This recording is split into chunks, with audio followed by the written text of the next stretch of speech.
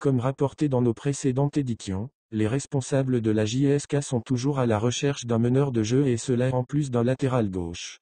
D'ailleurs, le président du conseil d'administration Ould Ali a annoncé le jour du départ de l'équipe que l'entraîneur Benfica veut encore renforcer son effectif avec 2 joueurs.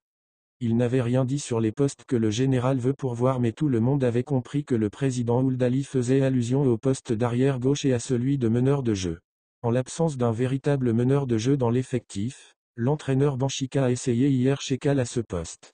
Les membres du staff technique ont discuté avec l'ancien pensionnaire du CSC pour lui dire qu'il compte l'essayer au poste de meneur de jeu. Chekal avait l'habitude de jouer en relayeur mais le coach Benfica a sans nul doute décelé en lui les qualités d'un meneur de jeu. C'est un bon technicien et il a une bonne vision de jeu.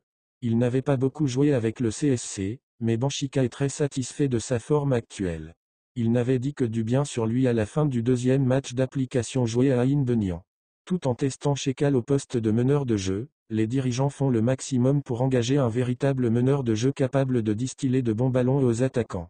Le problème de meneur de jeu ne date pas de cette intersaison puisque même la saison dernière le problème s'était posé surtout après le départ de Boucanchouch à l'USMA. Les dirigeants avaient approché plusieurs joueurs qui jouent à ce poste y compris des anciens internationaux mais les contacts n'avaient pas abouti. Malgré ça, les dirigeants ne désespèrent pas pour trouver l'oiseau rare avant la clôture du marché des transferts. S'ils ne parviennent pas à trouver le profil qu'ils recherchent, ça sera à l'entraîneur de trouver les solutions. Benfica n'a pas cessé de dire qu'il est très satisfait du recrutement réalisé jusqu'à maintenant et qu'il y a 3 à 4 joueurs qui peuvent jouer dans plusieurs postes. L'éventualité de faire jouer Redjem en meneur aurait été évoquée mais on croit savoir que celui-ci se sent beaucoup plus à l'aise sur les côtés. C'est pour cela d'ailleurs qu'il a été aligné hier sur le côté et le coach de la JSK a préféré tester Chekal en meneur. Les dirigeants ont encore le temps pour renforcer leur effectif avec 1 ou 2 joueurs puisque le mercato estival ne prendra fin que le 10 septembre prochain. Mais ils ne vont pas recruter n'importe qui surtout que Benfica est satisfait du recrutement réalisé en cette intersaison. Il a été derrière le recrutement de plusieurs joueurs, mais il n'a pas attendu le stage de la Turquie pour vouloir recruter encore 1 ou 2 joueurs comme l'a affirmé le président Ould Ali vendredi dernier à l'aéroport Ouari Boumediene.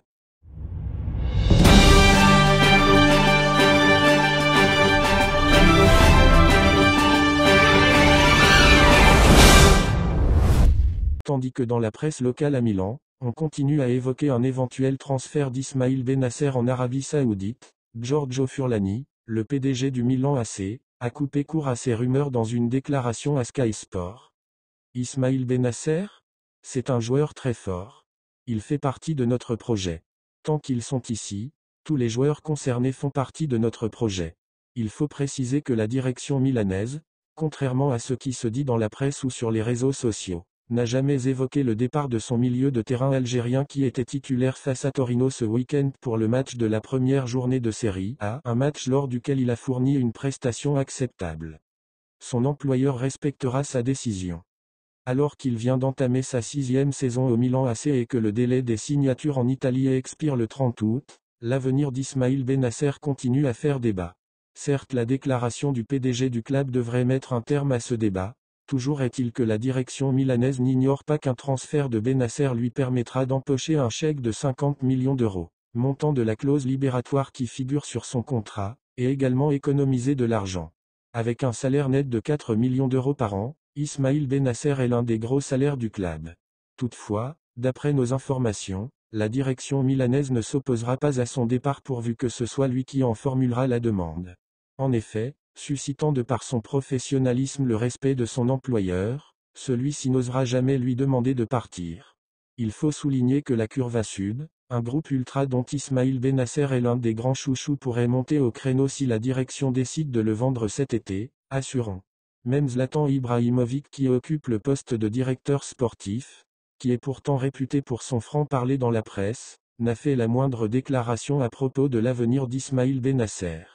Certes, il existe une relation entre les deux hommes, ce qui explique le mutisme de l'ancienne star suédoise qui a été justement interrogée après la rencontre face au Torino, ce week-end, sur la nécessité de renforcer le poste de récupérateur. Ibrahimovic a esquivé la question, car tout simplement au Milan AC, on a tellement de respect pour Ismaïl Bennacer que personne n'a envie de spéculer sur son avenir au club. Il faut noter aussi que Paulo Fonseca, le nouvel entraîneur, l'apprécie beaucoup. le coach portugais fait de lui son relais sur le terrain. Souvent en marge d'une séance d'entraînement, il consulte son avis sur l'équipe, et Bennacer apprécie cette confiance du coach portugais. Une raison de plus qui l'encourage à rester au club, nous confia un de ses proches. Il bloque la venue de Koné. Après avoir recruté l'international français Youssouf Fofana en provenance de Monaco, le club lombard souhaite renforcer son milieu de terrain en enrôlant Manu Koné, Borussia Mönchengladbach. Selon la Gazzetta dello Sport, Koné ne sera recruté que si Bennacer décide de quitter le Milan. Ce dernier a reçu des offres mirobolantes d'Arabie Saoudite, or Bennacer n'est pas chaud pour partir malgré le pont d'or offert par l'Ittihad Jeddah, le club de Benzema et Aouar. Pour revenir à Men Koné, à 23 ans, il serait une alternative pour Fofana qui a été engagé il y a quelques jours, ce qui fait que son recrutement n'est pas une priorité pour le Milan. Ce dossier ne sera relancé qu'en cas de départ de Bennacer, ce qui n'est pas le cas pour le moment.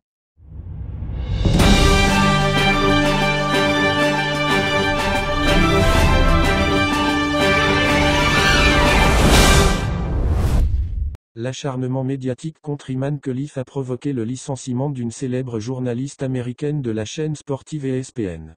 En attendant que d'autres têtes tombent suite à la plainte déposée par la jeune boxeuse algérienne auprès du parquet de Paris.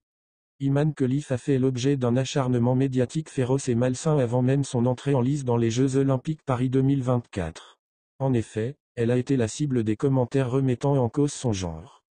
Après avoir accompli le boulot au JO, en remportant la médaille d'or et répondant ainsi aux détracteurs sur le ring, notre championne est passée à une autre étape. Elle a déposé plainte auprès du parquet de Paris pour cyberharcèlement. Visiblement, des têtes commencent déjà de tomber. L'ESPN licencie sa journaliste à cause d'Iman Khelif. En effet, il s'agit de la célèbre journaliste américaine de la chaîne sportive ESPN, Sam Pondé. Accusée d'avoir tenu des propos odieux à l'encontre d'Iman Khelif, Pondé a été licencié par son employeur. Cette décision marque une prise de position ferme contre les comportements inappropriés en ligne, particulièrement lorsqu'ils visent des personnalités publiques. Animatrice de l'émission NFL Countdown, Sam Pondé avait remis en cause, d'une manière indirecte, le genre d'Iman Khelif. Dans une publication sur son compte X, elle a écrit « XY égale à male, XX égale à femelle ». Ainsi, ce n'est que le début de répercussions pour ceux qui ont mené une cabale médiatique féroce et malsaine contre la native de Tiaret. Rappelons que l'avocat d'Iman Khelif, Nabil Boudi, a révélé quelques noms de personnalités citées dans la plainte déposée auprès du parquet de Paris. Il s'agit notamment d'Elon Musk, propriétaire du réseau social XX Twitter, et J.K. Rowling, romancière connue pour ses propos transphobes.